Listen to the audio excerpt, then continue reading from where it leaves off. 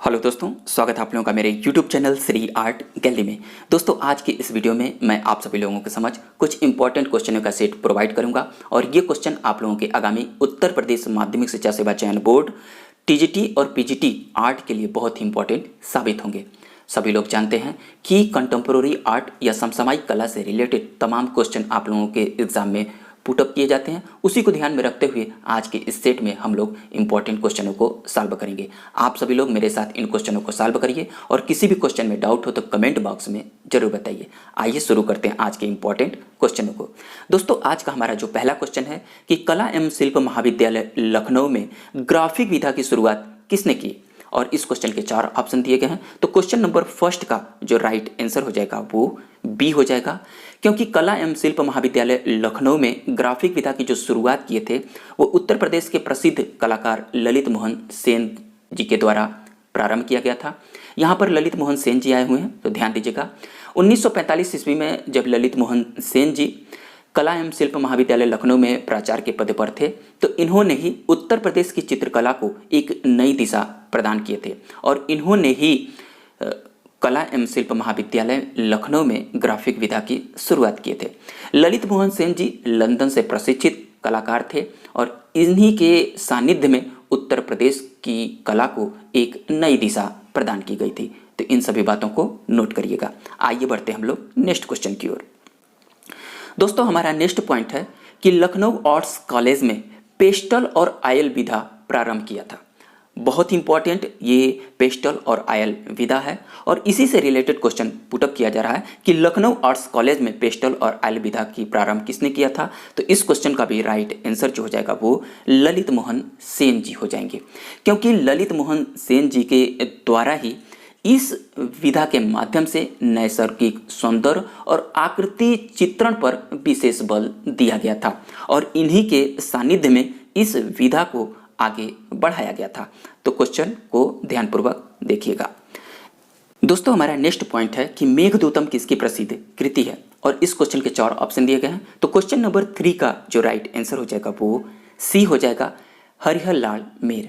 हरिहर लाल मेर की प्रसिद्ध कृतियों में से बहुत ही उल्लेखनीय कृति है मेघदूतम और इस कृति को हरिहर लाल मेर ने वास शैली में चित्रित किया था और इसी कृति के कारण हरिहर लाल मेर जी को अपार ख्याति अर्जित मिली। दोस्तों, हरिहर लाल मेर जो कि उत्तर प्रदेश के लखनऊ आर्ट्स कॉलेज में 50 के दशक में प्राचार्य के पद पर कार्यरत थे और इन्होंने, चाहे वो इनका दृश्य चित्र हो, चाहे दैनिक जीवन पर आधारित चित्र हो, चाहे सभी चित्र हो और चाहे वास चित्रण हो, सभी शैलियों में इन्होंने विशेष ख्याति अर्जित की। इसलिए हरिहर लाल मेर जी को सभी लोग ध्यान दीजिएगा। आइए बढ़ते हम लोग नेक्स्ट क्वेश्चन की ओर। हमारा नेक्स्ट पॉइंट है कि मुरलीधर अहिवासी को गौरव प्राप्त है।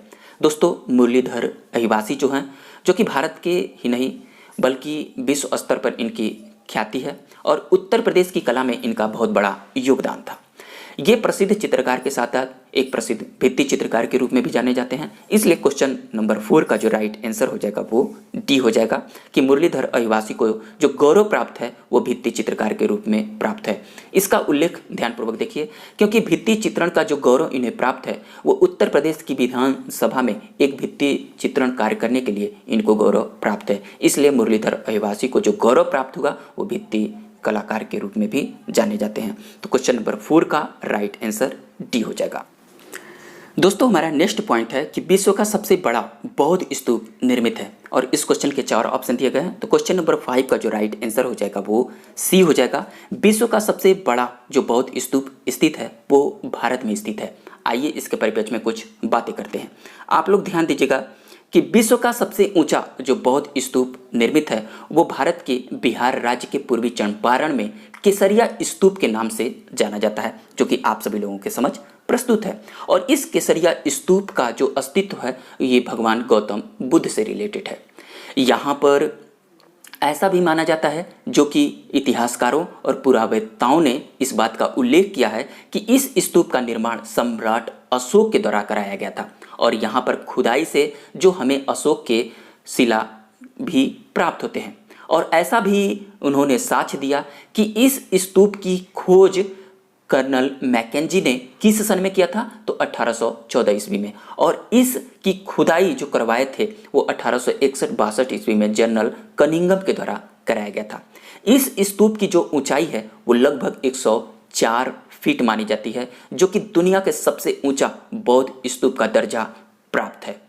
और इसके समक्ष में चीनी यात्री फायान और वेनसांग ने अपने वृत्तांत में इसका उल्लेख भी किए थे, और उन्होंने इस बात का उल्लेख किया कि भगवान गौतम बुद्ध जी जब वैशाली से कुशीनगर जा रहे थे तो एक रात इस केसरिया स्थान पर बिताए थे। इसीलिए इस स्थान का जो बहुत बड़ा महत्व है ये आप लोग ध्यान दीजिएगा।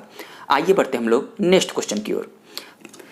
दोस्तों हमारा नेक्स्ट पॉइंट है कि अवध बिन हसन जामी आर्टिस्ट थे, और इस क्वेश्चन के 4 ऑप्शन दिए गए हैं। अवध बिन हसन जामी जो थे ये भारत के प्रसिद्ध कार्टूनिस्ट के रूप में जाने जाते हैं। तो क्वेश्चन नंबर 6 का जो राइट आंसर हो जाएगा वो डी हो जाएगा। यहाँ पर अवध बिन हसन जामी आए हुए हैं, तो इनके बारे में ध्यान दीजिएगा। अवध बिन हसन जामी जो थे ये गुजरात के सबसे वरिष्ठ और लोकप्रिय कार्टूनिस्टों में से एक थे। इनका जो अभी हाल ही में अर्थात 11 जुलाई 2020 को जामनगर गुजरात में 77 वर्ष की आयु में निधन हो गया। अवध बिन हसन जामी जो थे वो केंद्रीय विद्यालय जामनगर में एक ड्राइंग शिक्षक थे, और जब यहाँ से सेवानिवृत्त होने के बाद इन्होंने पूर्णकालीन कार्टूनिस्ट बनने का प्रयत्न किया, और ये गुजरात के सबसे फेमस कार्टूनिस्टों में से एक माने जाते हैं। तो सभी लोग अवध बिन हसन जामी को ध्यान दीजिएगा, क्योंकि अभी हाल ही में इनका निधन हुआ है, एग्जाम की दृष्टि से बहुत इंपॉर्टेंट है। आइए बढ़ते हम लोग नेक्स्ट पॉइंट की ओर। हमारा नेक्स्ट पॉइंट है कि अमला शंकर प्रसिद्ध हैं। दोस्तों अमला शंकर जो कि बहुत ही फेमस हैं, और इनके नाम पर 2 महान हस्तियां भी इनसे जुड़ी हुई हैं। तो आइए जानते हैं अमला शंकर कौन है। इस क्वेश्चन का जो राइट आंसर हो जाएगा वो डी हो जाएगा। अमला शंकर जो हैं ये भारत की प्रसिद्ध नृत्यांगना और कोरियोग्राफर के रूप में जानी जाती हैं। इनका अभी हाल ही में अर्थात 24 जुलाई 2020 को कोलकाता में 101 वर्ष में निधन हुआ है, और इनके नाम पर 2 महान हस्तियां जो जुड़ी हुई हैं, ध्यान दीजिएगा। भारत के प्रसिद्ध कोरियोग्राफर उदय शंकर की ये पत्नी रही, और सितार वादक पंडित रवि शंकर की ये भाभी मानी जाती हैं। दोस्तों अमला शंकर जो थी वो 2011 में बंगाल संग्रहकार द्वारा बंग विभूषण से भी बंगाल सरकार ने इन्हें सम्मानित किए। तो अमला शंकर जी को ध्यानपूर्वक देखिए, और इनसे जो महान विभूतियाँ हस्तियाँ जो जुड़ी हुई हैं उनको भी ध्यान दीजिएगा। ये एग्ज़ाम आपसे बहुत ही इम्पोर्टेंट है। नेक्स्ट हमारा पॉइंट है कि इस्लामी वास्तुकला का रत्न कहा जाता है। इस क्वेश्चन के भी 4 ऑप्शन दिए गए हैं। तो क्वेश्चन नंबर 8 का जो राइट आंसर हो जाएगा वो ए हो जाएगा। अलाई दरवाजा जो कि इस्लामी वास्तुकला का रत्न कहा जाता है, इसमें तमाम नक्काशियाँ, तमाम उल्लेखनीय कार्य हमें देखने को मिलते हैं, इसीलिए इसको हम लोग इस दर्जे को देते हैं। नेक्स्ट हमारा जो पॉइंट है कि सरोज खान जानी जाती हैं। दोस्तों सरोज खान सभी लोग जानते हैं, परंतु इनके बारे में सभी लोग हिट करिएगा, क्योंकि प्रसिद्ध बॉलीवुड कोरियोग्राफर सरोज खान जो हैं बहुत ही इम्पॉर्टेंट है, और इनका अभी हाल ही में अर्थात 3 जुलाई 2020 को कार्डियक अरेस्ट के कारण 71 वर्ष की आयु में इनका निधन हो गया। इनके नाम पर बहुत बहुत ख्यातियाँ अर्जित हैं। कौन कौन सी ख्यातियाँ हैं? जो कि सर्वश्रेष्ठ कोरियोग्राफर के लिए सबसे अधिक राष्ट्रीय फिल्म पुरस्कार प्राप्त करने वाली ये भारत की नृत्यांगना और नृत्य निर्देशक और कोरियोग्राफर के रूप में जानी जाती हैं। तो इस क्वेश्चन का राइट आंसर जो हो जाएगा वो ए हो जाएगा, कोरियोग्राफर। नेक्स्ट हमारा पॉइंट है कि किसे wild life photographer of the year 2020 सम्मानित किया गया। दोस्तों बहुत ही फेमस ये खिताब है, जो कि भारत के नाम पर ये 2020 में प्रदान किया गया, और इसके जो राइट आंसर हो जाएगा वो सी हो जाएगा। ऐश्वर्या श्रीधर को 2020 का wild life photographer of the year सम्मान से सम्मानित किया गया है, और ये रही आप लोगों के समझ ऐश्वर्या श्रीधर। इन्होंने जिस फोटो को भेजा था उस फोटो का नाम है लाइट ऑफ पैशन, उसको ध्यान दीजिएगा, और ऐश्वर्या श्रीधर को भी याद करिएगा। ये भारत की पहली फोटोग्राफर बन गई हैं, ये भी इनके नाम पर खिताब है। आइए बढ़ते हम लोग नेक्स्ट पॉइंट की ओर। हमारा अगला पॉइंट है कि अशोक वन में सीता किसकी प्रसिद्ध कृति है। दोस्तों बहुत ही इंपॉर्टेंट कृति है, अशोक वन में सीता, और इसके 4 ऑप्शन दिए गए हैं। तो इस क्वेश्चन का जो राइट आंसर हो जाएगा वो बी हो जाएगा। ये जो देवलालीकर जी थे, ये भारत के प्रसिद्ध आर्टिस्ट थे और इनके द्वारा ही अशोक वन में सीता निर्मित किया गया है। और देवलालीकर जी जो कि बहुत ही फेमस कलाकार भी थे, और इनके 2 बहुत ही महानतम शिष्य भारत के प्रसिद्ध कलाकार मकबूल फिदा हुसैन और एन.एस. वेंद्रे, जो कि इनके शिष्य के रूप में जाने जाते हैं। तो सभी बातों को नोट करिएगा। नेक्स्ट हमारा पॉइंट है कि तुलसी पूजन किसकी प्रसिद्ध कृति है। दोस्तों बहुत ही फेमस ये भी कृति है और आप सभी लोग ध्यान दीजिएगा। इस क्वेश्चन का जो राइट आंसर हो जाएगा वो ये हो जाएगा। भारत के प्रसिद्ध कलाकार यामिनी राय की प्रसिद्ध कृतियों में से बहुत ही उल्लेखनीय कृति है तुलसी पूजन। यहाँ पर यामिनी राय आए हुए हैं। तो इनका जन्म जो होता है वो 1887 ईस्वी में पश्चिम बंगाल में हुआ था, और इनकी जो प्रारंभिक जो कृतियाँ थीं वो कोलकाता के काली घाट पेंटिंग से काफ़ी प्रभावित थी, और इनको ध्यानपूर्वक सभी लोग नोट करिएगा यामिनी राय को। और यामिनी राय की प्रसिद्ध कृतियों में से बहुत ही फेमस है तुलसी पूजन, जो कि अक्सर एग्जाम में क्वेश्चन पुटअप किया जाता है। नेक्स्ट हमारा पॉइंट है कि ए सॉन्ग ऑफ इंडिया किसकी प्रसिद्ध पुस्तक है। बहुत ही फेमस पुस्तक है, और इस क्वेश्चन का जो राइट आंसर हो जाएगा वो बी हो जाएगा, क्योंकि रस्किन बांड की ये बहुत ही फेमस पुस्तक है a song of India. Note करिएगा। नेक्स्ट हमारा पॉइंट है कि प्रिंसेस ऑफ शिवा किसकी प्रसिद्ध पुस्तक है। दोस्तों प्रिंसेस ऑफ शिवा जो कि बहुत ही फेमस पुस्तक है, और इसका राइट आंसर सी हो जाएगा। स्टेला क्रैमरिस की ये बहुत ही फेमस पुस्तक है, और स्टेला क्रैमरिस ने इस पुस्तक को 1981 ईस्वी में प्रकाशित किए थे। ध्यानपूर्वक नोट करिएगा। नेक्स्ट हमारा पॉइंट है कि प्रसिद्ध पेंटिंग इच्छाओं का काला बाग किसकी है।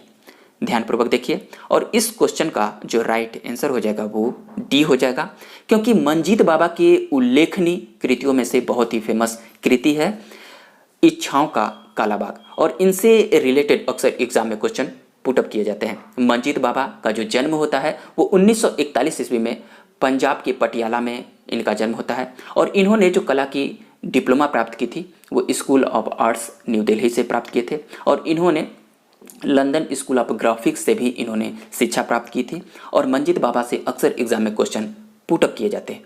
इनकी जो कला थी, जो पहाड़ी लोक कला और लघु चित्रों से काफ़ी प्रभावित मानी जाती है। तो मंजीत बाबा को सभी लोग ध्यान दीजिएगा। आइए बढ़ते हम लोग नेक्स्ट क्वेश्चन की ओर।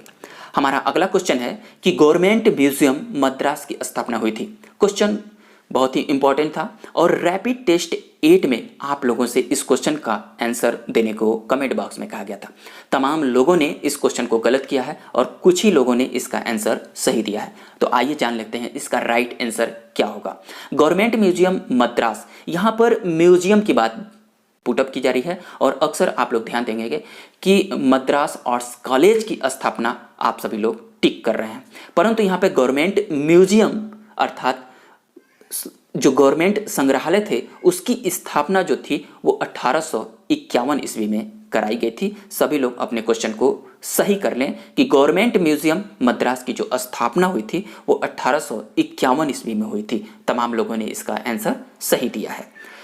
आइए बढ़ते हम लोग आज के सवाल की ओर। आज का हमारा सवाल है कि विश्व रंगमंच दिवस मनाया जाता है 27 मार्च, 15 अप्रैल, 18 मई या 13 मार्च को, और इस क्वेश्चन को आप सभी लोग कमेंट बॉक्स में अपने आंसर प्रोवाइड करिए। हम लोग इसके आंसर को हम लोग नेक्स्ट वीडियो में सॉल्व करेंगे। तो आज के सभी क्वेश्चनों को आप सभी लोग देखे होंगे, लर्न किए होंगे। अगर क्वेश्चन आप सभी लोगों को पसंद आते हो, चैनल पसंद आता हो, तो आप लोग कमेंट बॉक्स में बताइए। और आज के वीडियो के लिए सभी लोग लाइक करिए। जो भी दोस्त इस चैनल को पहली बार वॉच कर रहे हैं प्लीज़ चैनल को सब्सक्राइब करिए और अपने दोस्तों में शेयर करिए। इसी प्रकार हम लोग नेक्स्ट क्वेश्चन के साथ मिलेंगे। तब तक के लिए थैंक यू दोस्तों।